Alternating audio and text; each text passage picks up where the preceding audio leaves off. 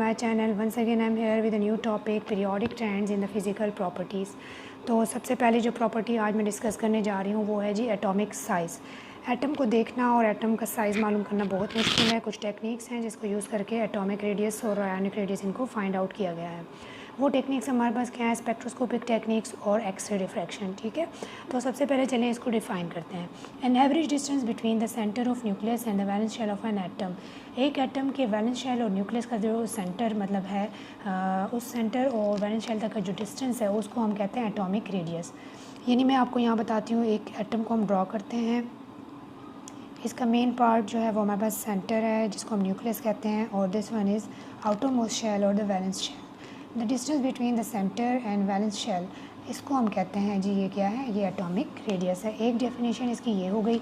Second one है the half of the distance between centres of two adjacent bonded atoms of an element.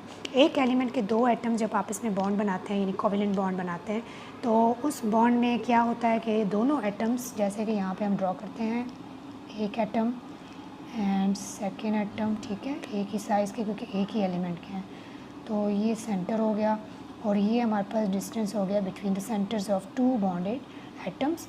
अब इन atoms का ये centre तक का जो डिस्टेंस है और इधर का जो डिस्टेंस है इसका हाफ, अगर हम इसको यहाँ से हाफ कर लेते हैं ये, ठीक है, ये हाफ और ये हाफ, इसको कहा गया है कि ये हमारे पास क्या है, एटॉमिक रेडियस। ठीक है, एटॉमिक रेडियस को मेजर करने के लिए यूनिट्स हैं, पिकोमीटर है और नैनोमीटर है। यहाँ पे मैंने पिकोमीटर ली हुई है जो कि हमारे पास इक्वल है 12⁻⁻12 मीटर।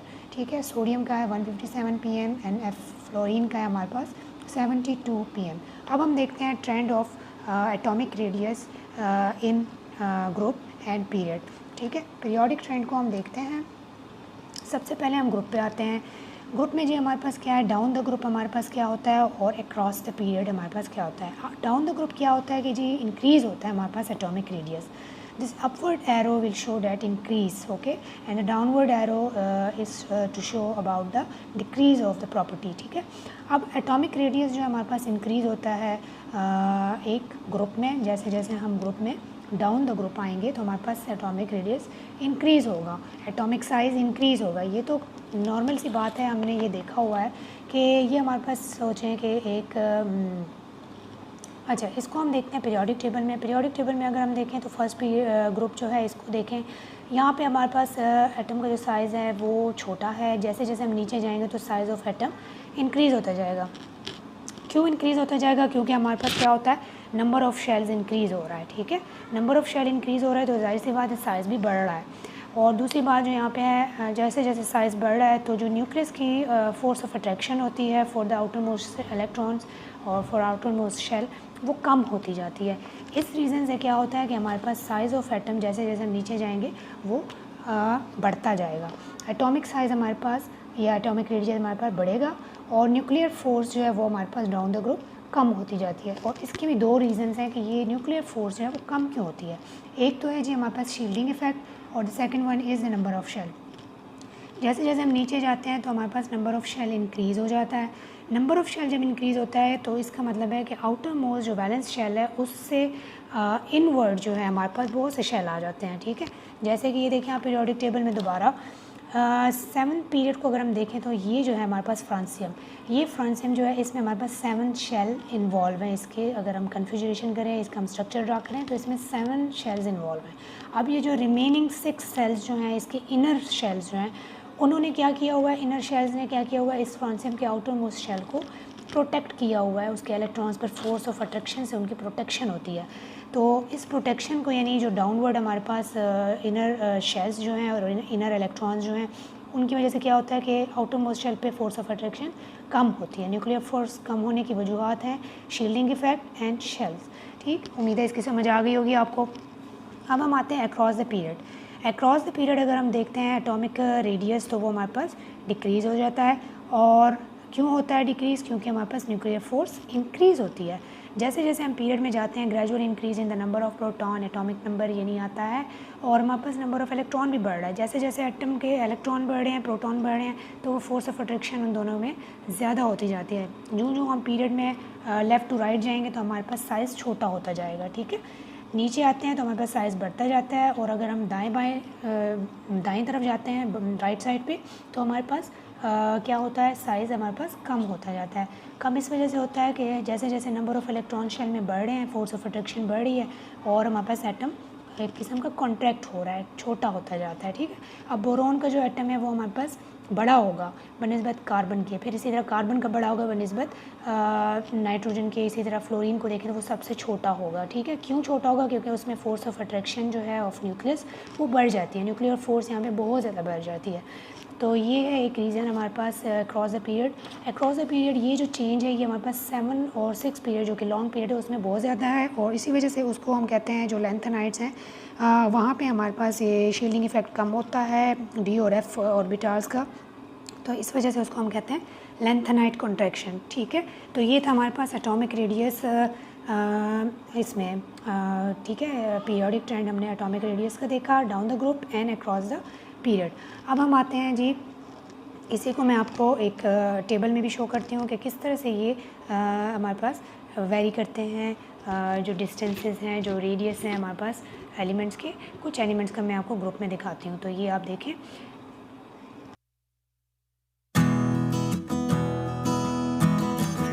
अब हम आते हैं जी आयोनिक रेडियस को डिस्कस करते हैं। The average distance between the centre of nucleus and valence shell of an ion.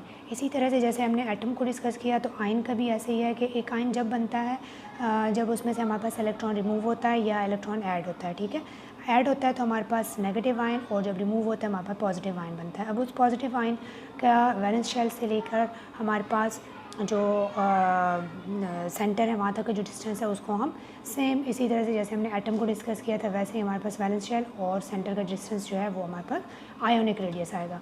Ionic radius हमारे पास सोडियम प्लस का है 95 pm और फ्लोराइड आयन का हमारे पास 136 pm। यहाँ पे भी आपको ये शो हो रहा होगा कि सोडियम का यहाँ पे जो था हमारे पास 157 था, जब वो आयोनिक फॉर्म में गया तो वो 95 हो गया, यानी कम हो गया। और फ्लोरीन का हमारे पास 72 था, यानी कम था, लेकिन जब वो फ्लोराइड आयन में गया तो वो हमारे पास 136 pm हो गया। ये क्यों हुआ है इसको हम यहाँ पे देखते हैं। अब हमारे पास आ जाता है कैटाइनिक रेडियस और एनाइनिक रेडियस। ठीक है, हमारे पास पॉजिटिव आयन जो बनते हैं वो कैटाइन्स हैं और नेगेटिव एनाइन हैं। इसके लिए आप मेरी एक वीडियो है केमिकल स्पीशीज़, उसको ज़रूर देखिएगा, लिंक मैं डिस्क्रिप्शन में दे दूँगी। कैटाइनिक रेडियस हम देखते हैं जी। कैटाइनिक रेडियस हमारे पास कैसे होता है कि the radius of cation is called cationic radius. ठीक है, व्हेन एन एटम लूजेज 1 और मोर electrons it becomes a cation. लेकिन इसमें एक बात जो याद रखने की है वो हमारे पास क्या है, the size of cation is always smaller than it's neutral atom. Size of cation हमेशा अपने न्यूट्रल एटम से स्मॉल होता है। ठीक, इस तरह यहाँ पे आप देख लें, सोडियम जो है हमारे पास एक कैटाइन है, और यहाँ पे जो था सोडियम हमारे पास एक इसका पेरेंट एटम यानी न्यूट्रल एटम था। ठीक, अब इसका पेरेंट जो है यानी सोडियम न्यूट्रल एटम जो है वो हमारे पास 157 है उसका ionic radius, sorry atomic radius, लेकिन आयोनिक रेडियस उसका 95 pm आ गया, यानी कम हो गया। इससे आप ये देख लें कि हमारे पास कैटाइन का साइज़ हमेशा अपने न्यूट्रल स्पीशी जिससे वो रिसीव हुआ है, जिससे हमने उसको गेन किया है, तो वो हमारे पास हमेशा उससे ये कम होगा। ठीक है, आयोनिक रेडियस हमारे पास पॉजिटिव आयन का कम होता है बनिस्बत उसके पेरेंट एटम या न्यूट्रल एटम के। इसी तरह फ्लोराइड को आप देख लें, यहाँ पे 136 है, और इसको भी हम यहाँ पे एनानिक रेडियस में देखते हैं। ठीक, अब ये साइज़ क्यों हमारे पास एक कैटाइन का ऑलवेज स्मॉलर होता है देन द न्यूट्रल एटम, इसके रीज़न है। फर्स्ट रीज़न हमारे पास क्या है कि effective nuclear charge. Effective nuclear charge जो है यानी जो न्यूक्लियर फोर्स है वो हमारे पास इंक्रीज़ हो जाती है, कैटाइन में हमारे पास वो इंक्रीज़ हो जाती है, जिसकी वजह से हमारे पास साइज़ डिक्रीज़ हो जाता है। ठीक है, देखें एक एटम था हमारे पास सोडियम का, सोडियम में हमारे पास 11 इलेक्ट्रॉन होते हैं जब वो न्यूट्रल फॉर्म में होता है। सोडियम में हमारे पास कितने इलेक्ट्रॉन्स होते हैं?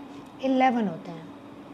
ठीक, अब ये 11 इलेक्ट्रॉन में से एक इलेक्ट्रॉन माइनस हो गया तो हमारे पास रह जाते हैं यहाँ पे 10 इलेक्ट्रॉन्स। ठीक, लेकिन प्रोटॉन्स को किसी ने नहीं छेड़ा। प्रोटॉन यहाँ पे हमारे पास अगर 11 थे तो वो अब भी 11 हैं, तो इट्स मीन कि हमारे पास एक प्रोटॉन ज़्यादा है।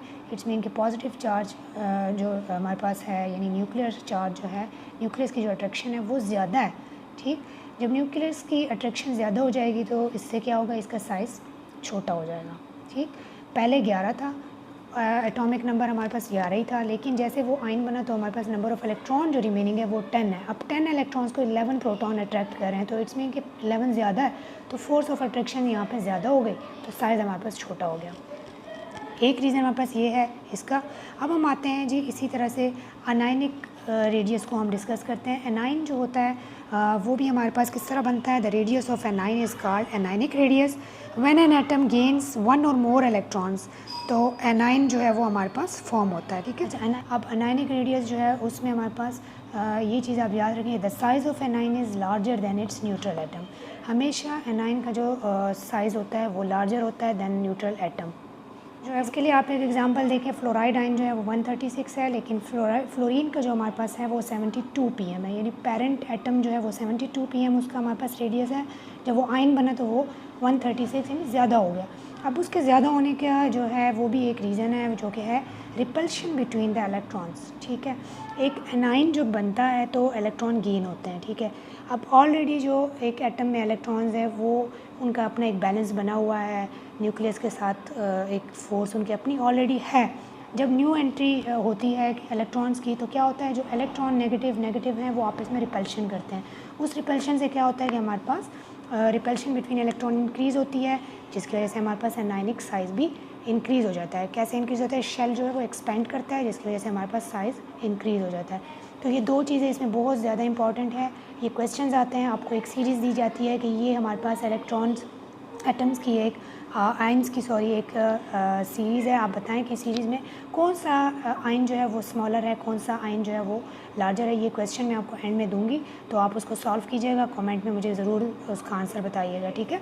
तो कैटाइनिक रेडियस में हमारे पास size of cation always smaller होता है दैन द न्यूट्रल एटम या पेरेंट एटम, और एनाइनिक रेडियस में हमारे पास एनाइन का साइज़ हमेशा लार्जर होता है दैन द न्यूट्रल एटम। आपको ये दो चीज़ें याद रखें तो आपके बहुत सारे न्यूमेरिकल्स और ऑब्जेक्टिव टाइप क्वेश्चन जो होते हैं MCQs वो आप सॉल्व कर सकते हैं, अगर आपको उसकी थ्योरी पता हो कि वो असल कॉन्सेप्ट क्या है, ठीक। रीज़न मैंने बता दिए हैं कि क्या होता है, स्मॉलर होता है तो क्या होता है, और अगर साइज़ हमारे पास एनाइन का लार्जर होता है तो उसकी वजह क्या होती है। अब हम इसका ट्रेंड में हमारे पास, अब हम देखते हैं जी पीरियोडिक ट्रेंड कैटाइन और एनाइन का पीरियड में, फिर हम उसको ग्रुप में देखते हैं। पीरियड में अगर हम देखें तो आयोनिक साइज़ जो है वो हमारे पास डिक्रीज़ होता है, ठीक है, क्योंकि न्यूक्लियर फोर्स हमारे पास इंक्रीज़ होती है। हम जैसे जैसे पीरियड में जाते हैं तो हमारे पास साइज़ जो है वो कम होता जाता है, क्योंकि फोर्स ऑफ अट्रैक्शन जो है वो बढ़ती जाती है, ठीक। चाहे वो नेगेटिव आयन हो चाहे वो पॉजिटिव आयन हो, हमारे पास क्या होता है, एक ही शेल में ये सारा काम हो रहा होता है, एक ही शेल से इलेक्ट्रॉन रिमूव हो रहे हैं या एक ही शेल में इलेक्ट्रॉन ऐड हो रहा है, तो वो हमारे पास क्या होगा, न्यूक्लियर फोर्स हमारे पास इंक्रीज़ होगी और साइज़ हमारे पास डिक्रीज़ होगा। ग्रुप में अगर हम जाएँ तो हमारे पास आयोनिक साइज़ जो है वो इंक्रीज़ होगा और न्यूक्लियर फोर्स जो है वो हमारे पास कम होती जाएगी, चाहे वो कैटाइन है चाहे वो एनाइन है। हमारे पास क्या होगा, ग्रुप में हमारे पास साइज़ इंक्रीज़ होगा और पीरियड में हमारे साथ साइज़ डिक्रीज़ होगा। रीज़न दोनों के लिए सेम है, जिस तरह से हमारे पास एटॉमिक रेडियस के लिए था कि न्यूक्लियर फोर्स जब न्यूक्लियर फोर्स बढ़ती है तो हमारे पास साइज़ कम होता है, न्यूक्लियर फोर्स जब कम होती है तो हमारे पास साइज़ बड़ा होता है, ठीक है। यानी जितनी अट्रैक्शन ज़्यादा होती जाएगी उतनी हमारे पास साइज़ जो है वो छोटा होता जाएगा, और जितनी ये अट्रैक्शन कम होती जाएगी उतनी हमारे पास साइज़ बड़ा होता जाएगा। इसको जी हम एक ग्राफ के ज़रिए से भी समझते हैं।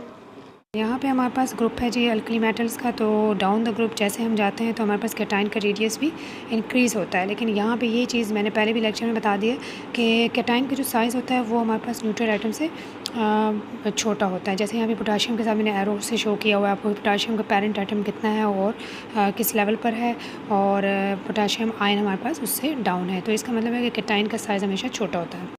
अच्छा जी, डाउन द ग्रुप हम देखते हैं एनाइन का साइज़। एनाइन का साइज़ भी हमारे पास डाउन द ग्रुप इंक्रीज़ होता है, और अगर देखें तो मैंने आपको लेक्चर में बताया कि हमारे पास एनाइन हमेशा अपने न्यूट्रल एटम से बड़ा होगा। जैसे यहाँ पे ब्रोमीन और आयोडीन और क्लोरीन एटम्स हैं न्यूट्रल एटम्स, और उनके ऊपर वाला जो हमारे पास एरो शो हो रहा है वहाँ पर हमारे पास 150 और 200 के दरमियान में आयोनिक रेडियस है। तो वहाँ पर देखें क्लोराइड आयन जो है वो हाई लेवल पर है, ब्रोमाइड आयन हाई लेवल पर है। इसका मतलब है कि जो हमारे पास पेरेंट एटम्स हैं वो नीचे और एनाइन जो है वो ऊपर है। इससे ये बात क्लियर हो जाती है कि एनाइन का साइज़ जो होता है वो अपने पेरेंट न्यूक्लियाई से ज़्यादा होता है, ठीक है। तो उम्मीद है आपको इस ग्राफ से इन दोनों टर्म्स की, एनाइन और कैटाइन्स की, बहुत अच्छी समझ आ गई होगी।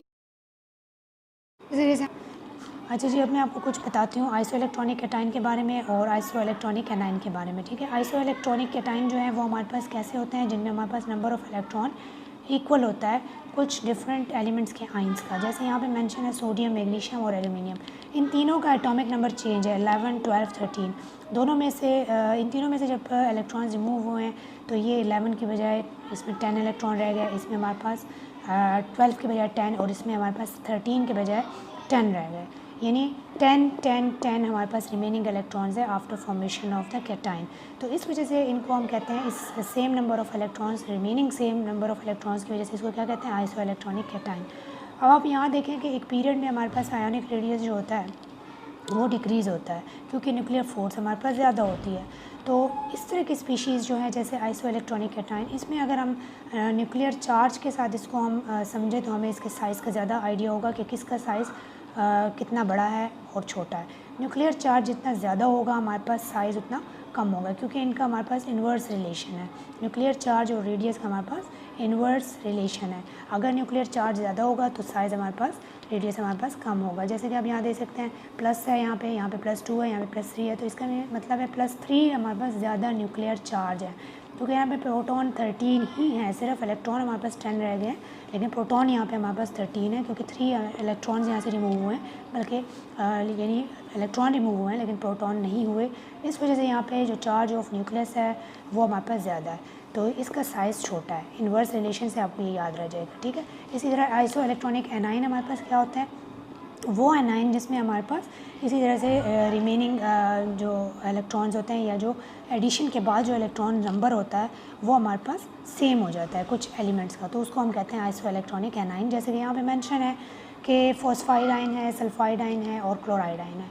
फास्फोरस का हमारे पास जो नंबर है एटॉमिक वो है 15 और 16 हमारे पास 16 सल्फ़र का है और 17 हमारे पास क्लोरीन का है, ठीक है। यहाँ पे -3 यानी इसमें 3 इलेक्ट्रॉन ऐड हुए हैं 15 में, तो ये हो गया 18।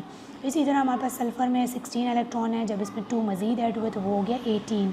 इसी तरह क्लोरीन हमारे पास 17 है, जब उसमें 1 इलेक्ट्रॉन आया तो वो हमारे पास हो गए 18। यानी after formation of anion the number of electrons in these 3 species is same, तो इस वजह से इसको कहते हैं आइसो इलेक्ट्रॉनिक एनाइन, ठीक है। ज़्यादा था उतना हमारे पास उसका रेडियस कम था। यहाँ पे भी जितना चार्ज हमारे पास, नेगेटिव चार्ज जितना ज़्यादा होगा उतना हमारे पास उसका साइज़ बड़ा होगा, ठीक है। आपने इस तरह से इसको याद रखना है।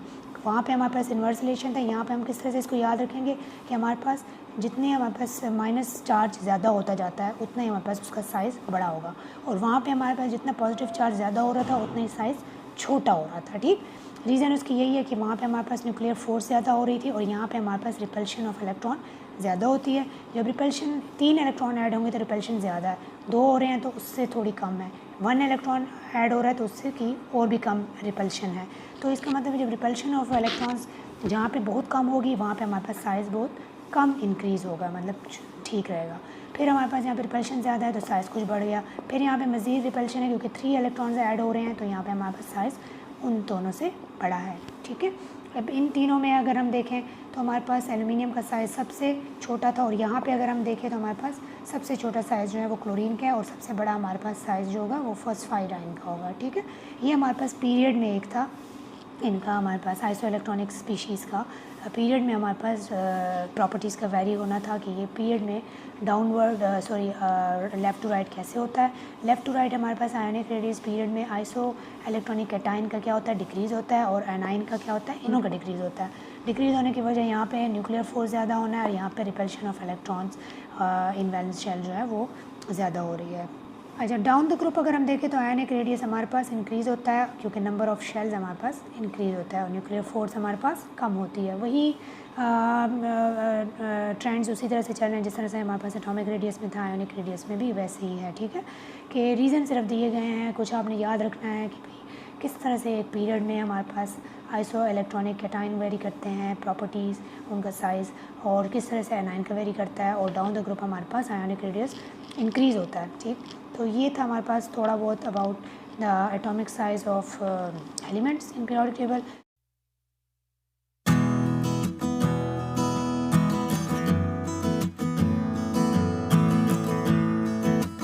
अब मैं आपको एक दो क्वेश्चन देती हूँ जो कि आपने कमेंट में मुझे इसके बारे में ज़रूर बताना है कि आपने उसको सॉल्व करना है, ठीक है। पहला क्वेश्चन जो है वो हमारे पास है, based on their position in the periodic table predict which has the smallest atomic radius. मैंने यहाँ पे आपके लिए कुछ एलिमेंट्स लिखे हैं, ठीक है। इनका आपने एटॉमिक रेडियस बताना है कि किस एलिमेंट का एटॉमिक रेडियस हमारे पास सबसे कम होगा। आपने पीरियोडिक टेबल को सामने रखना है और आपने वहाँ से देखना है। आपको ये पता होना चाहिए कि हमारे पास लेफ़्ट राइट हमारे पास क्या है, मेटल्स कहाँ हैं, नॉन मेटल्स कहाँ हैं। ये मैंने अपने पीरियोडिक टेबल वाले वीडियो में आपको बताया हुआ है। वहाँ से आप पोजीशन दे के ये बताइएगा कि किस एटम का साइज़ सबसे छोटा है। इसी तरह से हमारे पास सेम क्वेश्चन मैंने एक सीरीज़ दी हुई है ऑफ एटम्स की।